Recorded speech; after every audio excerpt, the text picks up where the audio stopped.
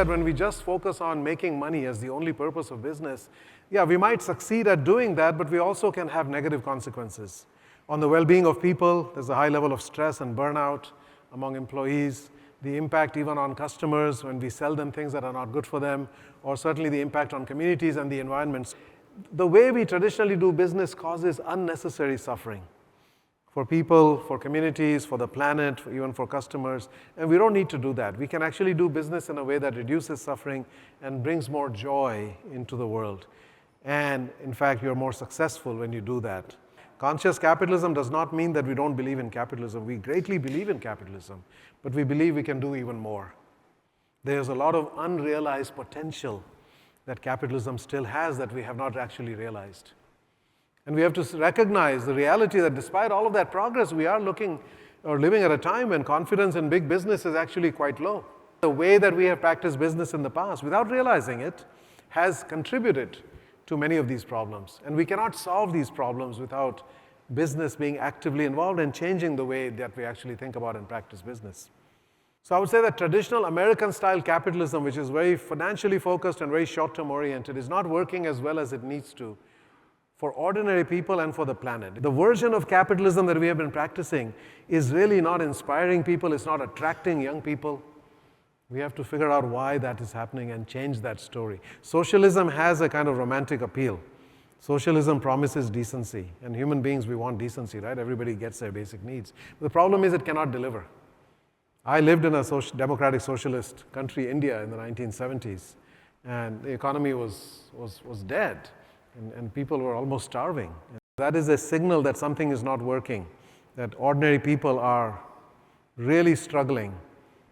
There's only so much pain and suffering that they can absorb before you start to see the kind of revolutionary energies that are showing up in the world. Okay, so we have to pay attention. These are early warning signs. So what it leads me to conclude is that business as usual is not an option. We need to rethink, why do we exist as leaders and as companies?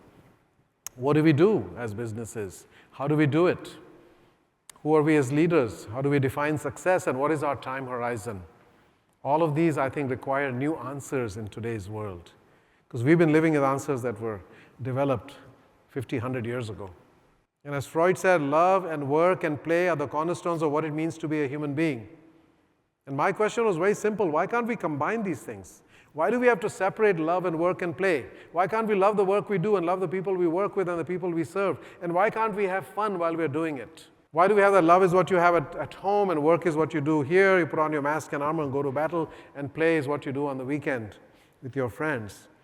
Why can't we combine these things? And that really was the basis for my research in this area, in the book called Forms of Endearment, where people use words like compassion and love and caring and empathy and so forth, right? And these are environments where actually people love what they do and they have fun while they're doing it.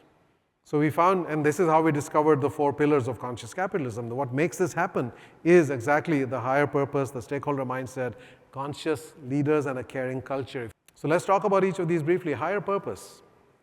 Why does business exist beyond profits?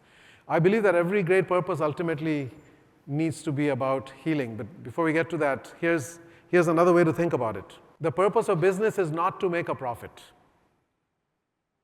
The purpose of business is actually to produce profitable solutions to the problems of people and the planet. Second pillar is stakeholders. Here the acronym I use is SPICY. Why spicy? I say, well, I'm from India, everything has spice. Just like Mexico, I think we have a lot of spice, right? But it stands for the stakeholders in the right order. You have to start with society. We have to be on the right side of society. We see these favelas and slums in all major cities, right? How do we create peace and prosperity through commerce? Our partners, including our suppliers, can we treat them well and make sure that they are also flourishing? Investors who only care about returns versus can we get investors who also care about the impact and the legacy that they're creating through their investments? Customers, we call them consumers in marketing. We think their job is only to consume as much as possible. Can we focus on their quality of life and their well-being and not just sell them more stuff? Employees who are disengaged and disconnected versus employees who are passionate and excited and inspired and creative. Third pillar is leadership. This is what Peter Drucker, well-known thinker in management, said about leadership. That there are only 3 things that happen naturally in organizations. There's friction, there's confusion, and there's underperformance. Okay? Everything else takes leadership. You could have the most thoughtful, caring, intelligent, conscious, loving people, put them in a room, come back an hour later, what will you find? Friction, confusion, underperformance. Until somebody steps into the role of leader. Somebody takes on the awesome responsibility of leadership, which is to create a vision for what is possible and a strategy for how do we get there. And a great leader can see beyond the horizon and a vision that nobody else can even imagine. So leadership is essential. And again, I want to focus on that word, caring, because love shows up in all of these 4 pillars, right?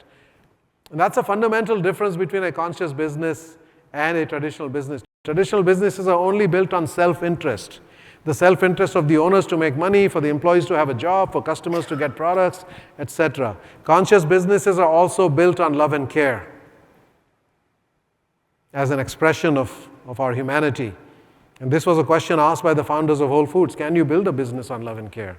Because you look around, most businesses actually are built on a lot of fear and stress. So we have to do business with a spectrum of positive effects on people, on the planet, on communities, all those dimensions that we just talked about. It can be done. It does exist, so we know it can be done. So for me now, it's been about a 20-year journey. I started the research in 2005 for Firms of Endearment. We started the Conscious Capitalism movement in 2008. And the more we study it, the more we realize that this works, and it works for everybody. So I believe that for all of you in this room, and given what I've heard about the region and the challenges that you face, there are some, I believe, action steps that would be important for you to consider. One of them is to pay employees a dignified wage, not only a living wage, but a dignified wage. This is a big area of emphasis for our center, as well as some of the business leaders that we work with. It's the biggest thing that we can do to elevate well-being in societies, to make sure that people can live a dignified life, not only for themselves, but for the future generations of their family, for their children. So I know a big part of the business community of this region is in this room right now. If we can collectively embrace the power of collective action and commitment is so great that we will adopt this philosophy and move towards it, make a massive difference. Because the most powerful force for good in business is not money, it's love.